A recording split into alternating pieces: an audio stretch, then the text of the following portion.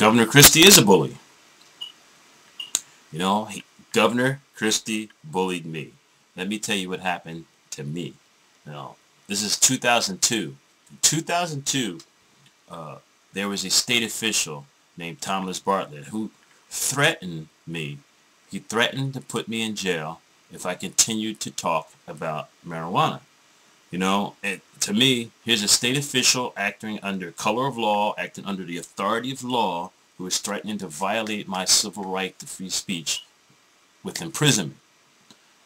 You know, so I went to the U.S. Attorney's office. You know, U.S. Attorney Christopher Christie. I went to his office and I signed a complaint against Thomas Bartlett saying that Thomas Bartlett was criminally attempting to violate or threatening to violate my constitutional civil rights. You know, because I was a legalized marijuana activist, the federal officials kind of scoffed at my claims, my accusations. But then, you know what? Guess what happened? Several months later, about 2 months later, Thomas Bartlett had me jailed. On August 17th, 2002, Thomas Bartlett went to Judge asshole Njweedman and got a arrest warrant for me, you know, saying that I was advocating criminal activity because I had made 3 commercials advocating the legalization of marijuana. I mean, listen to this commercial. Have you ever wondered whether a drug-free America is a realistic goal? Many people are beginning to realize that it's just not possible to have both a free America and a drug-free America. I choose freedom. America's claim as leader of the free world is in jeopardy due to the war on drugs. How can we lead in freedom when we imprison more of our own citizens than any other country in the world? Does that sound like America to you? Let's return freedom to America. End the war on drugs. Now, did you notice in that commercial, I said nothing illegal. I did nothing illegal. I was telling the truth.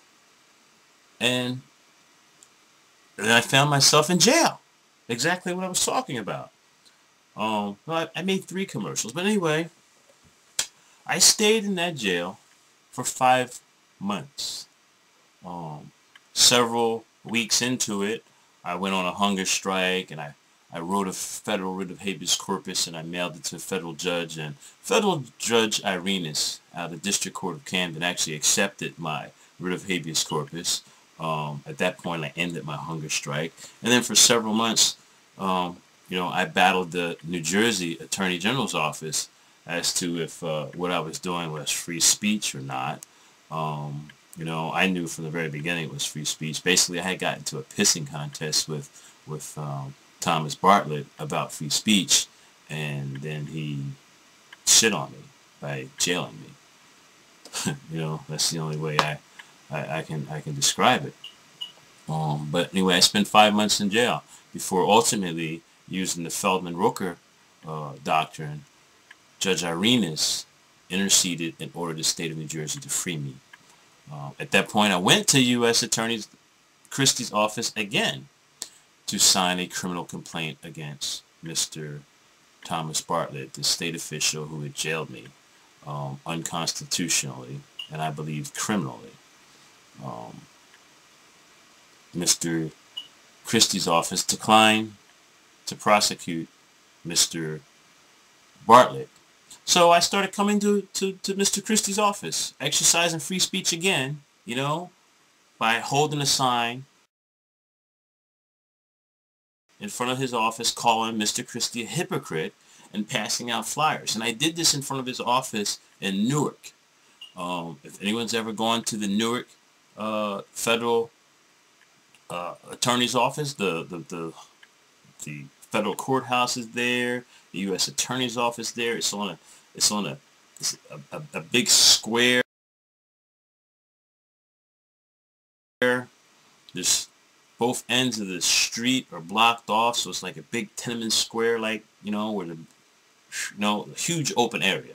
And I was standing in the middle of it, passing out flyers to whoever would look at it. There were a lot of U.S. attorneys who were coming in and out of the building who I gave the flyers to. And at the time, Essex County prosecutor, Miss Paula Dow. And Miss Paula Dow watched this whole thing occur. That is, I was passing out flyers, calling the U.S. attorney a hypocrite. His goon squad from his office came downstairs, came outside, and ordered me to leave. I refused to leave because it was free speech. I was in a free area, a public area, and they slammed me to the ground, handcuffed me, dragged me into the building, took my sign from me, and held me for a little while. And then they released me, with a couple tickets, charging me with disorderly persons. Ms. Dow tried to intercede. They ignored her. Because I had another sign, as soon as they released me and I went outside, I just grabbed my other sign and came back and did it again. This time they arrested me again, and they held me inside the building until after, closing hours, and then let me go. And because I was off on Mondays, I came back the next Monday, and they did it again. I came back the next Monday, and they did it again. And that was just U.S. Attorney Christie's office just bullying me, or attempting to bully me. Again, I was angry already about my free speech rights being ignored, and I came to exercise them again in front of Mr. Christie's office, and what happens? I get arrested 3 Mondays in a row. Mr. Christie was bullying me to shut up. It kind of worked. After those 3 incidents, I got bounced around each time. I got tickets each time. I got summonses each time. But I had a court date at least. And, a couple months later, I went before Judge Maritone, Federal Judge Maritone out of Newark. And Federal Judge Maritone kind of did exactly like Judge Irenas did. He upheld my federal constitutional right to exercise free speech. Yelled at the flunky U.S. attorney that Mr. Christie's office had sent to prosecute me. Basically gave her a lesson. It was kind of, I was flattered, I guess, because this federal judge was really he wasn't being biased. He was upholding my federal right, and he basically just stomped on and smacked the U.S. attorney and told her to dismiss this case, and she did. The only journal at the time who even covered it was the New Jersey Law Journal, that did a nice follow-up story about this incident. But I truly feel that I was bullied by U.S. Attorney Christie, who later became governor and now wants to be our president. Woo. Do you want a bully as president?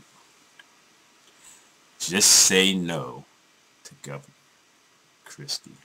Just say no.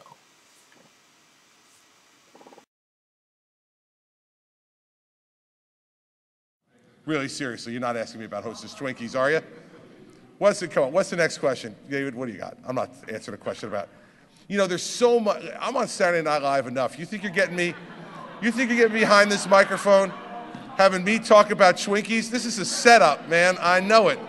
You people are the worst. This is a setup.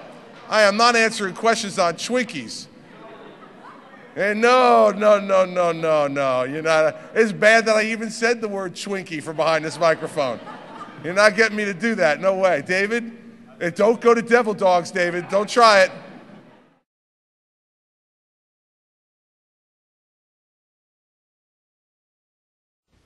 Have you heard our government's claim that marijuana is dangerous, addictive, and has no medical value? I have, but I also know the scientific facts. Marijuana has never killed anyone, is beneficial to many, and has been used as a medicine for thousands of years. Even doctors are openly challenging the myth that marijuana is dangerous. Many of them recommend marijuana to treat a number of medical ailments. Who do you believe? Your doctor or your politician?